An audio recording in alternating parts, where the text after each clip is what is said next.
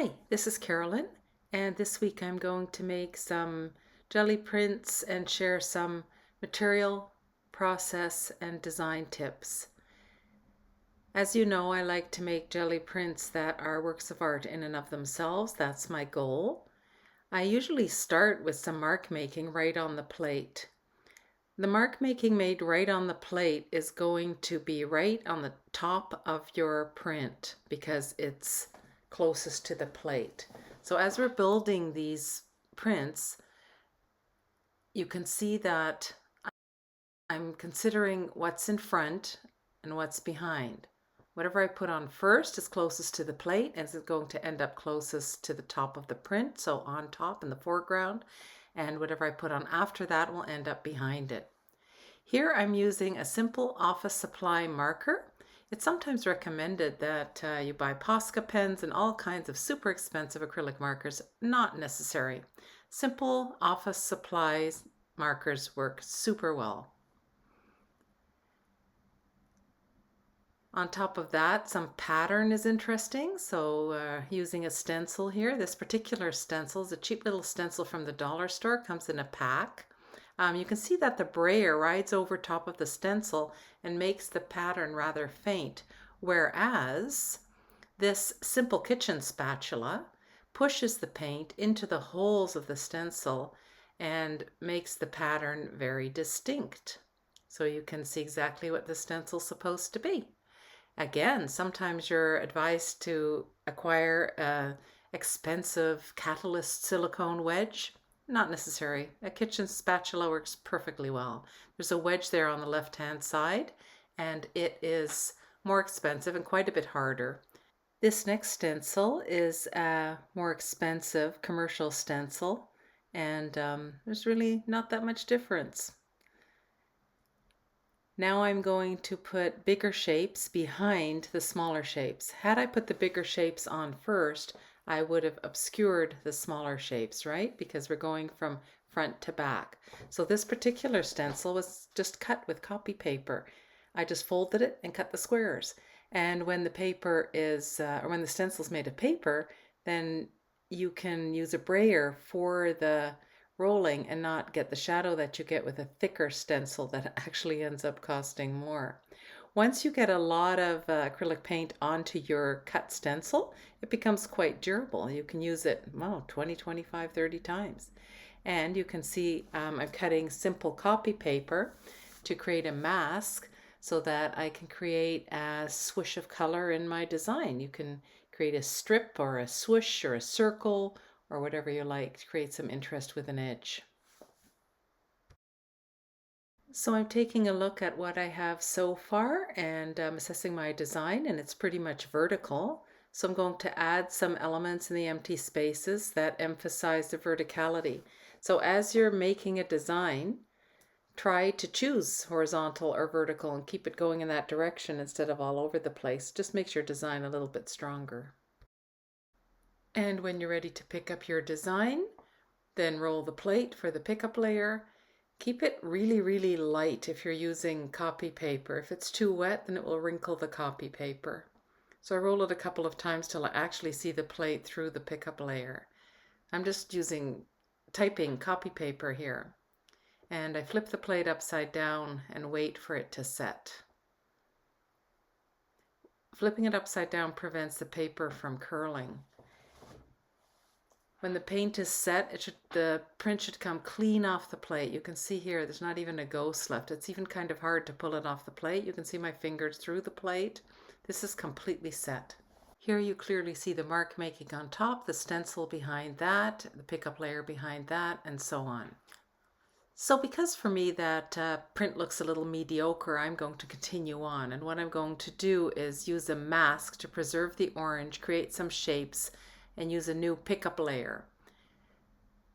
Just so it doesn't confuse you, I'm using exactly the same stencils, materials, equipment, and this time I'm using darker paint.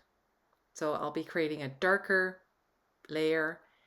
For contrast, I'll be using a mask, and with the mask I'll create an image and hopefully improve the whole print. You can see me using a hairdryer here, which I also did when I made the orange one, but I didn't show that on the video.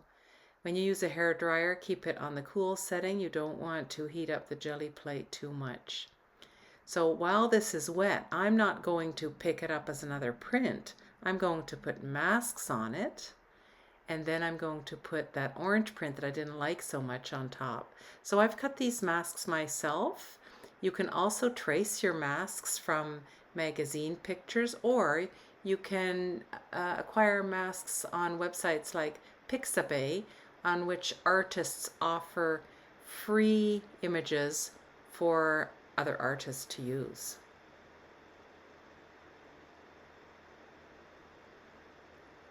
That layer is wet and the masks stick to them nicely, and here I am taking the orange print that I didn't love so much and registering it diagonally on top of the jelly plate by keeping my fingers on the corners, because inevitably corner to corner is going to match, right?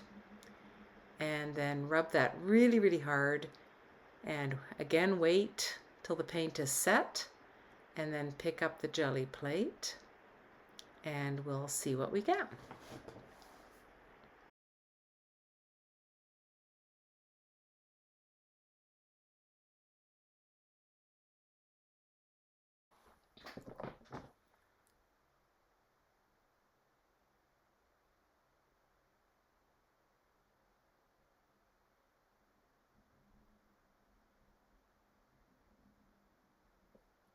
So at this point you can just pick the masks up, and this is okay. I think I'll live with it for a while and see if I'm going to keep it. So I'm going to start again. We'll do the whole thing again, and I'll show you a very, very different style. So that one that I did before was very intuitive and playful. This one's a little more contemporary, a little tighter, quite linear. Again, I'm doing a vertical design. Again, I'm choosing my direction, vertical. Again, I'm using the office markers for mark making, but this time I'm doing it with a ruler and lines. And this time I'm not using a stencil, but I use some torn paper to put different colors on.